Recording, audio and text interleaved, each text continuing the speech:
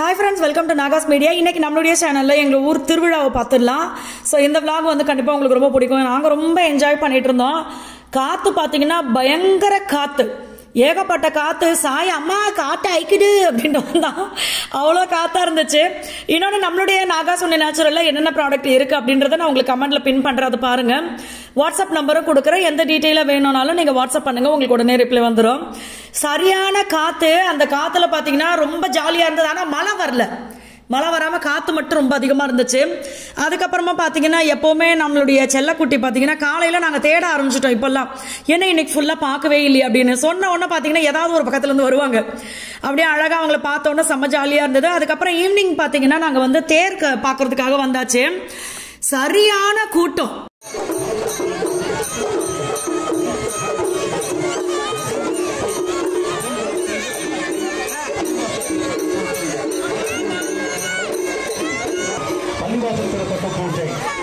ஆக்சுவலாக live audio இதில் வந்து நம்ம போடணும் தான் ஆசை. இப்போ நீங்கள் கேட்டிருப்பீங்க ஒரு மாதிரி கிளம்பலாம் ஒரு கிளம்ஸியான சவுண்டு, ஓகேங்களா?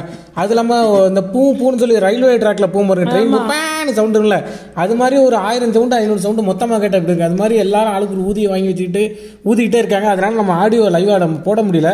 ஆமா, பயங்கரமா இருக்கும் திருவிழா பாக்குறதுக்கு. ஆமா, நாங்க பாத்தீங்கன்னா ராணீஸ்வல்ரி அங்க வந்து கீழே நின்னுட்டோம். அங்க அண்ணன் கடை அப்படிங்கறதுனால இந்த அண்ணன் தான்.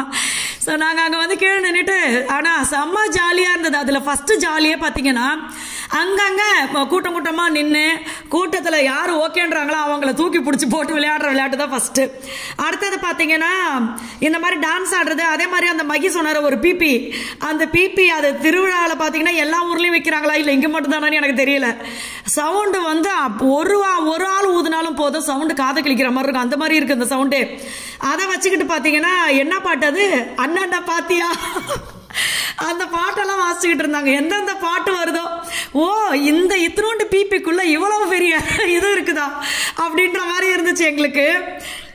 ஆமா, இந்த பாருங்க, அது கூட்டம் அடிச்சு விளக்க முடியல, அவ்வளவு கூட்டம். ஆக்சுவலா இப்ப குழந்தையெல்லாம் தூக்கிட்டு உள்ள போனா ரொம்ப கஷ்டம். அந்த பீப்பின்னு சவுண்டை விட குழந்தைங்க சவுண்ட் தான் அழுகுற சத்தம் நாலா பக்கம் கேக்குது. ஆனா வரலாறு காணாத கூட்டம் இந்த வாட்டி, பயங்கர கூட்டம். ஆமா, சரியான சவுண்ட் இருந்துச்சு. இன்னொன்னு பாத்தீங்கன்னா இந்த தம்பி தான் அண்ணனை பாத்தியா பாட்டை வாசிச்சுக்கிட்டு என்னென்னவோ வாசிச்சாங்க. எல்லாமே அந்த பாட்டுக்கு ஏத்த மாதிரி கரெக்டா இருந்துச்சு. ஆனா இவ்வளவு கூட்டம் இருக்கு பாத்தீங்களா, எல்லாருமே வந்து பாத்தீங்கன்னா ஏஜ்டு இருக்க பசங்க எல்லாருமே தான் இருக்காங்க. ஆனா தேவையில்லா சண்டை சச்சரவு. ஃபர்ஸ்ட் பாத்தீங்கன்னா அவ்வளோ வயசு பொண்ணுங்களும் நிக்கிறோம். இங்க பாருங்க எத்தனை பிள்ளைங்க வர்றாங்க, அந்த சைடு பசங்க போறாங்க. யாரையும் ஒரு தேவையில்லாத வார்த்தைகள் கிடையாது.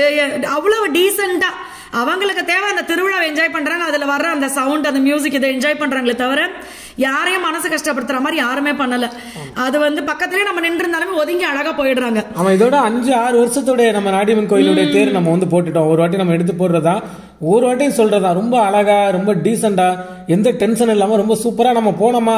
இப்போ ஒரு கடையில நிக்கிறாங்கன்னா யாரும் எதுவுமே சொல்றதில்ல, ஓகே வாங்க நம்ம கடையில நின்னுங்க அப்படின்னு சொல்லி வர்றவங்க எல்லாரும் வந்து கடையில ஓரமா நின்னுங்க, கொஞ்சம் நிழல்ல நின்னுங்க, இந்த தண்ணி குடிங்க, ஜூஸ் குடிங்க சொல்லி எல்லாருமே உபசரிப்பு பயங்கரமா இருந்தது. நாடியம்மன் இவங்க அதாவது இப்ப நாங்க வந்து பாத்தீங்கன்னா சென்னையில இருந்து இங்க ஊருக்கு வந்து செட்டில் ஆகலாம் அப்படின்னு நினைக்கும் போது நாங்க இங்க இருக்கிறவங்க கிட்ட கால் பண்ணி பேசும்போது பாத்தீங்கன்னா எல்லாரும் சொன்ன ஒரே விஷயம், நாடியம்மன் இந்த இது பாத்தீங்கன்னா இந்த கிளிப்பிங்ஸ் பாத்தீங்கன்னா நாங்க முதல் நாள் எடுத்தது. நான் வந்து சாமி நீங்க கிட்ட பாக்கணும் அப்படின்றதுக்காக ஆட் பண்ணிருக்கோம். அப்பயே பாத்தீங்கன்னா அவ்வளவு கூட்டம். சரி, எல்லாருமே சொன்ன ஒரே விஷயம் பாத்தீங்கன்னா, நீங்க பட்டுக்கோட்டை வந்துட்டு நாடியம்மனை தேடி நீங்க இந்த ஊருக்கு வந்துட்டீங்கன்னா கண்டிப்பா அந்த அம்மா உங்களை கைவிட மாட்டாங்க அப்படி சொன்னாங்க. அதனாலதான் நாடியம்மன் சொல்லுவாங்க, நாடி வரவங்களை கைவிட மாட்டாங்க அப்படிங்குவாங்க. அதே மாதிரி நீங்க மார்க்கெட்டுக்குள்ள போய் பாத்தீங்கன்னு நினைச்சீங்களேன், இப்ப நீங்க திருப்பதி போகும்போது திருப்பதியில வந்து பாத்தீங்கன்னா பாதி கடை வந்து பெருமாள் பேர்ல தான் இருக்கும்.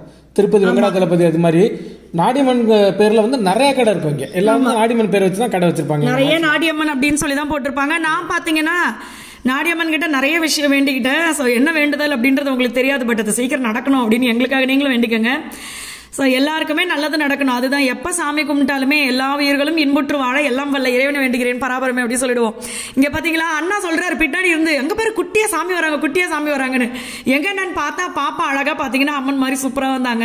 ஆக்சுவலா வந்து பாத்தீங்கன்னா நான் 3 வருஷம் திருவிழாக்கு முன்னாடி நான் அபிகிட்ட சொன்னேன், நம்ம கோயில்ல வந்து திருவிழா வந்து நடக்குதுப்பா, இந்த வாட்டி நீ வந்து அம்மன் வேஷம் போட்டு நீ வாப்பா அப்படின்னு சொல்லி நான் அபிகிட்ட சொன்னேன். அபியும் அந்த பிளான்ல தான் இருந்தா சரி நம்ம பண்ணுவோம் அப்படின்ட்டு. ஆனா அங்க நம்ம கோயில்ல வந்து நம்ம நாட்டிலே ஒரு சில சட்டச்சிக்கலான விஷயங்கள்லாம் பண்ணனால அது வந்து பண்ணல. நம்ம நிறைய விஷயம் எங்களுக்கெல்லாம் பாத்தீங்கன்னா இப்ப எல்லா இடத்துலயும் திருவிழா நடக்கும் போது எங்களுக்கு ஒரு பெரிய ஆசை இருக்கும், எங்களுக்கு கல்யாணம் ஆன கோவிலே எங்களுடைய முத்துமாரியம்மன் கோவில் தான். அவங்க நம்மளை நல்லா வச்சிருக்காங்க. அப்போ அவங்களுக்கு வந்து ஒரு நாள் நடந்த திருவிழாவை 2 நாள் ஆக்கணும், 2 நாள்னா 3 நாள் ஆக்கணும், இப்படி அவங்களுடைய திருவிழா வந்து நல்லா ஜாலியாக கொண்டாடணும் அப்படின்னு எனக்கு ஆசை. நானே நினச்சிக்கிட்டேன். அம்மா வந்து ஃபர்ஸ்ட் பார்த்தீங்கன்னா வளையல் மாலை போட்டோம் எங்கள் கோவிலில் நாங்கள். அப்போ தான் நான் மகிக்கிட்ட அடிக்கடி சொல்லுவேன், அம்மாவுக்கு வந்து எல்லா கோவில்லையும் ஆடி மாதம் பார்த்தீங்கன்னா அம்மாவுக்கு வந்து வளையல் மாலைலாம் போடுவாங்க.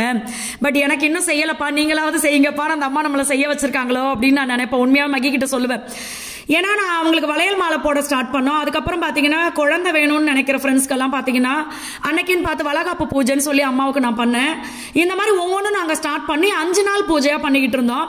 ஆனால் ரொம்ப வருத்தப்படுற அளவுக்கு போன வருஷம் பார்த்தீங்கன்னா 3 நாளில் எல்லாத்தையும் அப்படியே அன்னன்னைக்கு முடிச்சு விட்டுட்டு இது பண்ணிட்டாங்க. பட் ஓகே, எனக்கு என்னன்னா நான் வந்து உண்மைதான், இது நீங்களும் புரிஞ்சுக்கோங்க. நீங்க வந்து சாமிக்கு செய்யற ஒரு விஷயத்தை இன்னொருத்தவங்க கெடுக்கிறாங்க அப்படின்னா அவங்களுடைய நினைப்பு என்னன்னா, இவங்க சாமிக்கு செய்யறதுனால தான் நல்லா இருக்காங்க, ஸோ இவங்களை செய்ய விடாம பண்ணிட்டா இவங்க நல்லா இருக்க மாட்டாங்க அப்படின்ற நினைப்புல இருக்காங்க. பட் ஒரே விஷயம் தான், நம்மளுடைய நினைப்பு தான் நம்மளை நல்லா இருக்க வைக்கிறது. அம்மாவுக்கு தெரியும் அந்த பிள்ளை செய்யணும்னு நினைக்குது, அதை செய்ய விடாம இவங்க தானே தடுக்கிறாங்க அப்படின்னு. அதை மீறியும் நாங்க பாத்தீங்கன்னா போன வாட்டிலாம் என்ன பண்ணிட்டேன், நான் முன்னாடியே போய் அம்மாவுக்கு எல்லாமே பண்ணி அபிஷேகம் எல்லாம் பண்ணி அழகா நாங்க சாமியை கும்பிட்டு வந்துட்டேன் எங்க முத்துமாரி அம்மாக்கு. அதே மாதிரி ஒவ்வொரு வருஷம் திருவிழாவுக்குமே நானும் மகியும் சேர்ந்து அம்மாவுக்கு என்ன செய்யணுமோ அதை நாங்க கண்டிப்பா செஞ்சிருவோம். அதுக்கப்புறம் செய்ய விடுறாங்களோ விடலையே, என்ன செய்ய விடாட்டியே எனக்கு பிரச்சனையே கிடையாது. நான் அம்மாவுக்கு செய்யணும்னு நினைச்சதை செஞ்சுட்டேன். அந்த இது பாத்தீங்கன்னா நான் வந்து எல்லாரும் பார்க்கணும், நம்மள பெருமையா நினைக்கணுன்றதுக்காக நாங்க செய்யல. எங்களை நல்லா வச்சிருக்காங்க அம்மா, அவங்களுக்கு நாங்க செய்யணும்னு நாங்க நினைக்கிறோம், அவ்வளவுதான். இது வந்து பாத்தீங்கன்னா தேர் வந்து ஒரு இடத்துல வந்து அவங்க கரெக்டா இது பண்ணாதனால ரொம்ப குறுகிய ரோடு இல்ல, தண்டி மரத்துல வந்து மாட்டிக்கிடுச்சு அந்த கரண்ட். இதுல அங்க ஒரு 1/4 மணி நேரம் வந்து அங்கே ரொம்ப நேரம் நின்றுட்டாங்க. அப்புறம் அந்த இதெல்லாம் ஏறி எல்லாத்தையும் கலட்டி ஓரம் வச்சுட்டு அந்த தண்டி மரத்துல இருக்க அந்த டீ கிளாம்லாம் கழட்டி வச்சுட்டு அதுக்கப்புறம் தேர் இழுக்க ஆரம்பிச்சிட்டாங்க. வந்துருச்சு அந்த தேர் மாட்டி திருப்பி அப்படி ரிலீஸ் ஆகி வந்தது பாருங்க. எல்லாரும் ஒரு சவுண்ட் கொடுத்தாங்க பாருங்க, அவ்வளவு சந்தோஷம் எல்லாருக்குமே. அப்பா தேர் நகர ஆரம்பிச்சு அப்படின்னு சொல்லிட்டு அதுக்கப்புறம் பாத்தீங்கன்னா அண்ணன் வேற பக்கத்துல நின்னுகிட்டு பட்டாசு சத்தம், அடங்க அப்பா, எனக்கு 2 நாள் நஜ்ஜமா பாத்தீங்கன்னா காது வலியா இருந்துச்சு.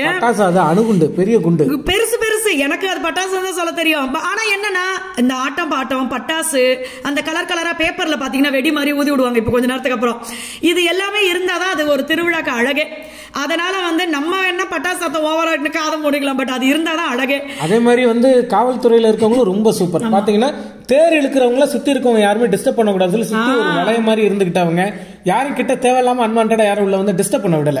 அதே மாதிரி அங்கங்க கடையில எல்லாம் பாத்தீங்கன்னா ரொம்ப நெருக்கமா தேர் வருது, டிஸ்டர்பா இருக்கவங்க எல்லாரையும் வந்து கரெக்டா இது பண்ணி அவங்க சூப்பரா பாத்துக்கிட்டாங்க. நிஜமா ரொம்ப ஆச்சரியமா இருந்தது. அதுக்கப்புறம் அண்ணன் கடையில இருந்து பாத்தீங்கன்னா வாட்டர் பாட்டில் எல்லாருக்குமே எடுத்து கொடுத்தாங்க. இந்த மாதிரி நேரத்துல பாத்தீங்கன்னா கண்டிப்பா அந்த தேரெல்லாம் அவ்வளவு பேர் சேர்ந்து இழுத்துட்டு வராங்க பாருங்க. மேக்சிமம் எல்லாருடைய சட்டையும் குளிச்சா மாதிரி நனைஞ்சிருந்தது, அப்படியே தண்ணியா ஊத்துச்சு அந்த அளவுக்கு. அப்ப நம்ம இந்த நேரத்துல நம்மளால என்ன முடியுதோ அதை கண்டிப்பா அந்த உதவியை செய்யணும். அந்த நேரத்துல அவங்களுக்கு ஒரு தண்ணி பாட்டில் கூட பெரிய வரப்பிரசாதம் மாதிரி இருக்கும். சோ எங்க ஊர் திருவிழா பாத்தீங்கன்னா அவ்வளோ சூப்பரா இருந்தது, செம்ம ஜாலியா இருந்தது. எல்லாருமே அண்ணன் தம்பி அக்கா தங்கச்சி இந்த மாதிரி அவ்வளோ சூப்பரா இருந்துச்சு. சோ கண்டிப்பா உங்களுக்கும் ரொம்ப பிடிச்சிருக்கும் அப்படின்னு நினைக்கிறேன். நம்மளுடைய ப்ராடக்ட் லிஸ்ட் கமெண்ட்ல பின் பண்றேன். அடுத்த வீடியோல பார்க்கலாம்.